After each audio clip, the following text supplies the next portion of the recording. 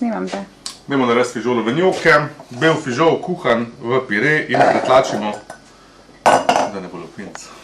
Semle zraven je treba dodati še par žlic vode.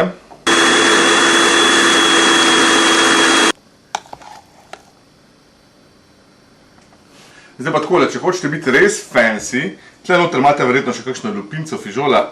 Jaz sem fancy, jaz bom danes fancy. To bo fancy večerja, zato bom dal tole skozi cedilo. Če pa niste fancy, kar tudi jaz včasih nisem, pa tega ni treba narediti, pa lahko direkt zmešate maso za njoke. 1, 2, 3 narejeno. The best je tole.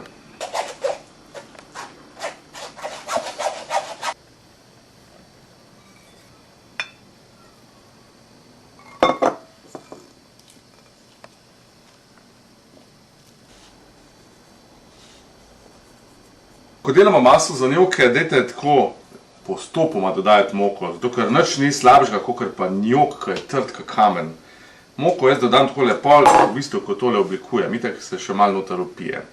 Njoki morajo biti kot polštrček mehki, aromatični po tem belem fižolu, pa pol, ko se popražijo, zunaj hrustljavi, noter pa kot polštrček mehki. Zdaj pa tole naredimo eno klobaso in lahko kar tako začnemo v bistvu že rezati njoke, pa se jih pa meče direkt v vrelo vodo. Zdaj hotel reči v vel krop.